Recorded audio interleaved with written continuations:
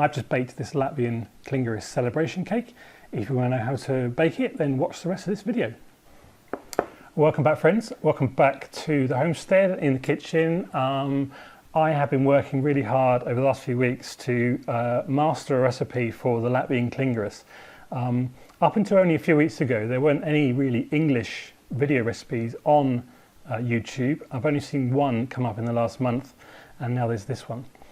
But I've been working really hard to find a recipe that works. There are a lot of variations out there, a lot of different ideas for this Kilngeris. I'll come to that in a minute, but if you're not familiar with the Kilngeris, then here it is. You might recognise it if you're not Latvian. If you're English, you might recognise it as the kind of pretzel shape, if you can see that.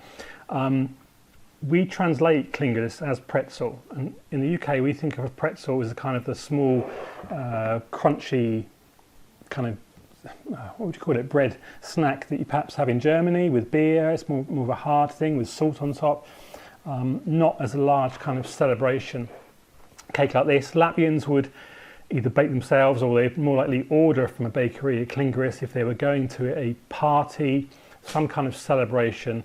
They would order one of these, they would choose what filling they want in it, or whether they do or don't want a filling. They also have a choice of whether it's sweet or savoury, because yes, you can have a savoury Kilngeris as well, with like cheese and bacon and other meats and stuff like that.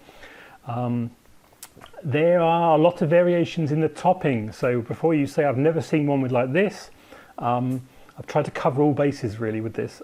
So some will just have almonds on top, some will have the works, some will have fruit jellies, some will have actual fruit on top with glaze and all stuff like that. Same with the filling, lots of variations there. I've tried to work a standard, something that works for various reasons, because of the science, some of it because it's easy to make, not making it too complicated, stuff like that, an easy to follow kind of recipe. Yes, it does need some work, it does take some time. It's one of the more complicated things to make, but we don't need to make it overcomplicated, do we? What else do I need to say? There's a couple of different things in here. I've used a tangzong, which is a scalded flour.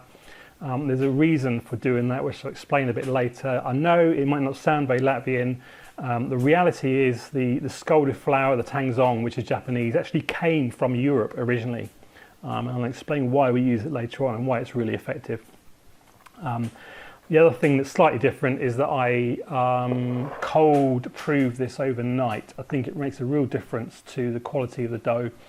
One of the problems with Kilngeris is that, like stollen or something like that, it's an enriched dough recipe, and it can be very dry. And what I've tried to do is devise a recipe which is both authentic in its Latvianness, but also it is practical in that the dough is moist and stays moist. And some of that is the tangzong, but there's a couple of other things as well. In terms of the recipe development, if you want to go ahead now and skip to watch the recipe and just watch me do it and blah blah, then just skip forward now to whatever point I put down here. But if you're interested in a little bit behind the kind of the journey I took to develop the recipe, I'll very quickly explain that. Basically, I knew that the Kilngeris was an enriched dough, a sweet enriched dough. So rather than first of all research Kilngeris recipes, which were a bit tricky, I first of all done an enriched dough recipe, and I used this recipe here, which I came up with. I baked a Kilngeris. It came out really good, actually. There were a few things that needed adjusting. I then went and researched a load of Kilngeris recipes. I got everyone I could find, whether they are in Latvian or whether they are from America or Canada, obviously. I then rounded them, I converted them from cups to grams, and then I rounded them up so that the flour, I scaled them, I should say, so the flour was a kilo for each one. So I knew the ingredients. I had about 5 or 6 recipes now. I'll do it on a spreadsheet. I then averaged that and then rounded it down to the amount of flour I used for the enriched dough. And I was really interested to see, despite all the outliers, you see one had 8 eggs and some had an amazing amount of cream in it and stuff like that. Through the averaging process, the recipe that I came up with then almost was identical to the enriched dough recipe that I used back at the start. So I knew I was onto something there, using a little bit of maths and a little bit of science. I then tweaked it a little bit, put some saffron back in, and with the water that needed a little bit more flour, and that's how I came up with the recipe that I've got now, basically through trial and error. And it works really well, as you can see. So let me get on now. Enough of the talking. I hope you found that a little bit interesting. Let's go and see me bake it now, and then at the end we can cut it and taste it. Okay, so gently warm your milk with a teaspoon of sugar, bung in the yeast, and stir that up, and put it to one side, maybe cover it. Then we're going to make this tangzong, this scalded flour. So let's take a little time just to explain why and what it does. So tangzong is Japanese, but actually it came from Europe, and we call it scalded flour, bringing it up to about 60 degrees. Not boiling it, just scalding it. The reason we do that is several different reasons really, because it increases the moisture retention of the dough. What it does is it gelatinizes the starches, and that allows them to absorb more water than they would do just as raw flour. That improves the texture and the softness of the dough. It will give you a longer shelf life. It will enhance the dough strength and elasticity of the dough. It improves the gluten development. It will increase the volume of the dough as well. And so the dough can expand more during the proving stage and the baking. It also actually improves the dough. It reduces the stickiness, and it just overall gives a better consistency in the baking. And you'll end up with a better result really. Okay, back to the rest of the recipe. So when your scalded flour looks like this, put it to one side, it's done. Now your yeast should be really frothed up like this, and so we can start putting our ingredients into the mixer. We've got the flour, we've got the sugar, then we will have a teaspoon of salt and the sour cream. Now we've got the butter. Then we'll add our wet ingredients. We will be adding our yeast mix. We will add then the saffron, which is just sort of 5 milliliters of hot water with the 5 milligrams of saffron to add a little bit of colour to the dough. You might want to add more, that's up to you. 2 eggs, and then we'll add our scalded flour into the mix as well. And then it's just ready to blend all that up, put it onto your usual blender setting that you use for, with a dough hook, and give that enough time for it to develop. You really want it to leave it until it's all come together. It's looking a bit like this, and when you touch it, it doesn't stick to your hands, or if it does stick, it's very, very gentle stick. You can see the consistency I've got here. Then we're going to just bring that together into a dough ball and leave it into the bowl to do its first proving before we shape it.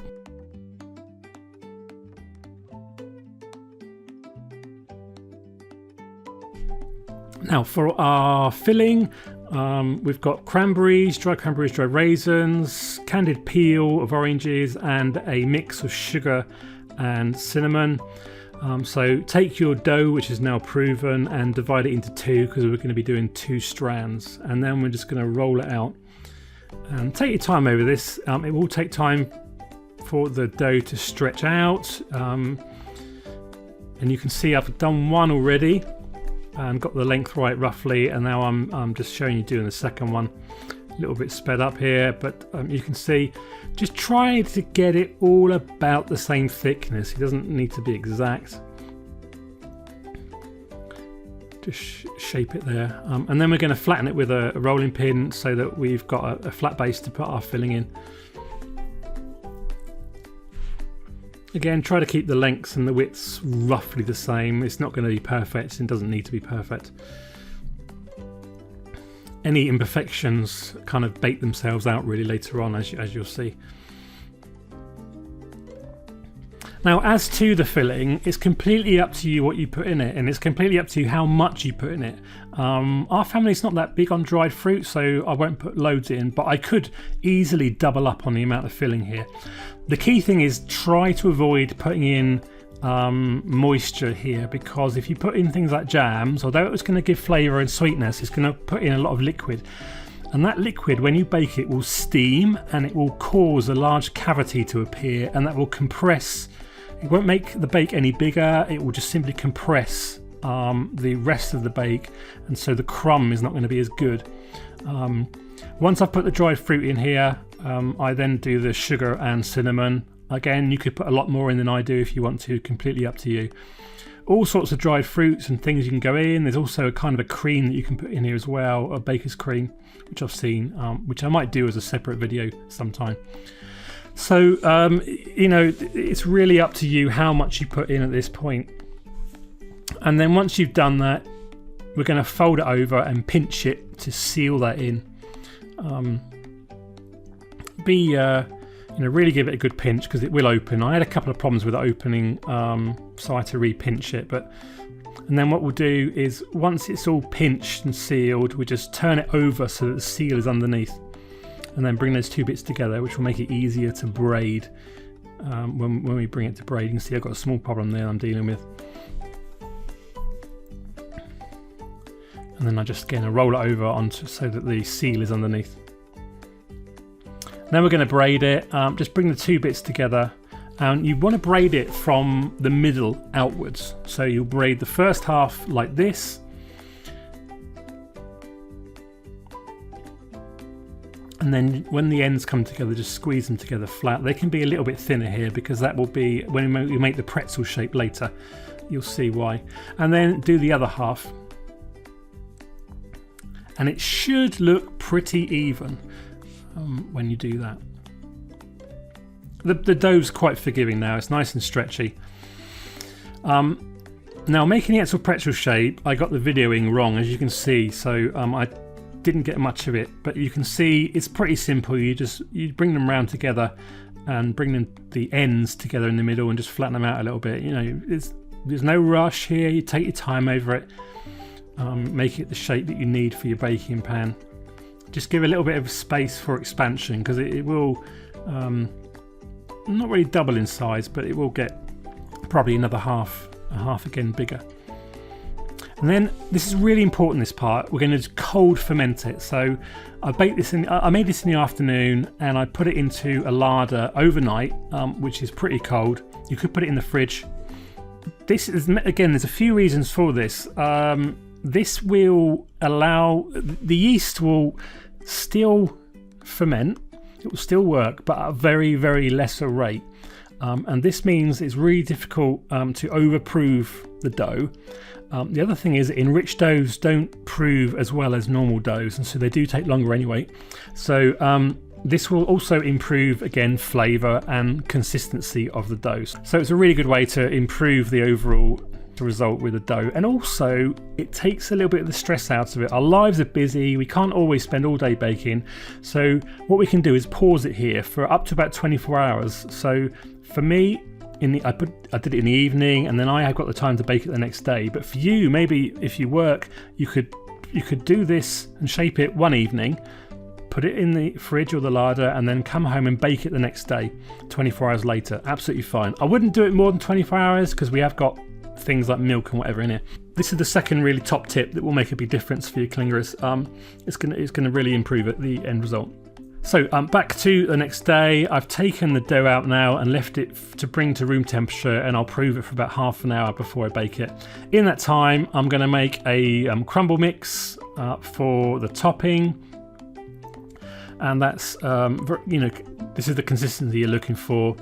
Just sort of, it will crumble in your hands, and then crack an egg, because we're going to coat it with an egg wash. Latvian flag cup is not mandatory. Take our Klingeris, which is now nicely proved. You can see the size as it is grown. We're going to egg wash it to give it some colour in the bake, and this will also help the crumble mix and the almonds, which we're going to put on as well, to adhere to the top of the Klingeris. So then just crumble on your crumble mix. It can be in big lumps and small lumps, doesn't really matter. Give it, help it stick to the side here, across the top, and then put some sliced almonds across the top. If you don't want the crumble mix, then don't use it. Just put the sliced almonds. That's one of the beauties of this. It's completely up to you how you do it. And then we're going to put it in the oven. You want it in the oven for about 30 minutes, about 180 degrees centigrade, 190. Just keep an eye on it. That should be long enough to cook it through. You don't want it too over brown because it will dry out. Allow it to cool down, and then what we're going to do is give it a nice dusting of icing sugar. This will also help cover up any imperfections, but you can see most of the imperfections have been baked out. And then for a final decoration, we're going to drizzle some nice dark chocolate or milk chocolate, whatever you prefer, over the cake. Some people also do white chocolate as well as the dark chocolate. And then our Klingeris is all finished. So all that's needed really is to cut a slice and enjoy it with a cup of coffee or a cup of tea or a hot chocolate or something. I mean, it should last 2 or 3 days, and you'll find that it's a really nice texture in the mouth. It might look dry, but it's not. It will melt in your mouth. It's absolutely lovely. So all I can say is love appetit and go and bake yourself a Kilngeris.